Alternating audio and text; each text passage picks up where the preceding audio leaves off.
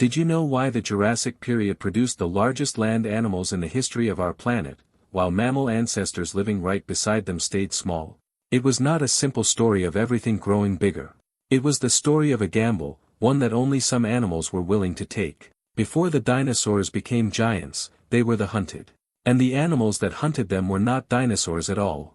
In the Triassic, the world belonged to the rauisuchians. These were armored, crocodile-like predators that ruled the land long before any dinosaur could challenge them. At the very top stood absolute monsters like Fasolasuchus, a terrestrial predator stretching up to 10 meters long with a skull built to crush bone.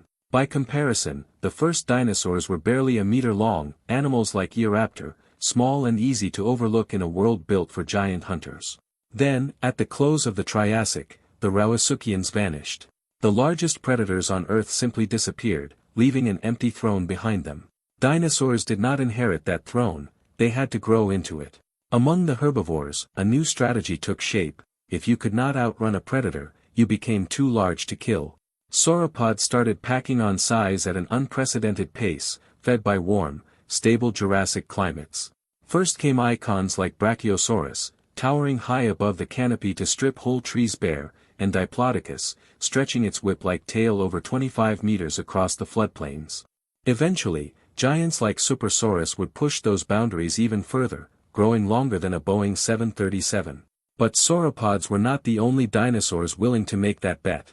Some dinosaurs found a very different way to become impossible to ignore. Stegosaurus grew large in its own right, reaching lengths of nearly 9 meters, big enough to outsize most predators sharing its floodplains. But it did not stop there.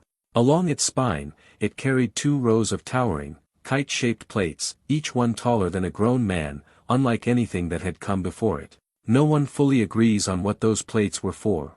Some researchers point to temperature regulation.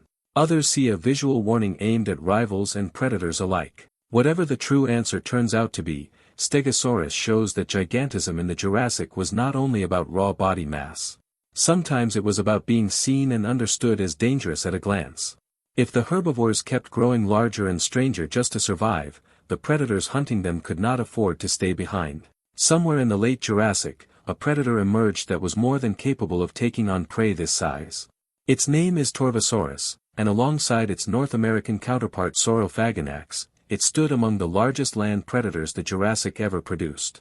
Measuring up to 11 meters long, it was built with teeth designed to tear through the toughest hide in its ecosystem. Its remains have even been found close to those of Supersaurus, one giant resting beside another. Now, a fully grown Supersaurus was far too massive for even a Torvosaurus to tackle. But its prey list was still formidable: Stegosaurus, sick individuals, and juvenile sauropods. Animals that most predators of the time would never have dared to approach. This was the arms race playing out in real time. The prey grew larger to survive, and the predators grew larger to keep up. Neither side could afford to stop. Not every dinosaur joined that race so directly. Or at least, that is how it might first appear. Camptosaurus is usually described as modest, an unremarkable animal in a world full of giants. It grew up to 7 meters long and could weigh close to a metric ton, larger than a rhinoceros, and that still made it one of the smaller dinosaurs of its time. Even the animals that stood on the sidelines of the size race came out towering over almost anything alive today. In the Jurassic, there was no such thing as staying small. There was only a question of how big you eventually became. But this was not the finish line. It was only the opening move. The Jurassic is where the experiment in size began, with climate, food, predator, and prey all pushing each other toward extremes no land animal had reached before. It would take another 60 million years, deep into the Cretaceous, for that experiment to be pushed even further, producing predators and giants that would dwarf even Torvosaurus and Supersaurus. The Jurassic did not perfect the giants. It simply proved that they were possible.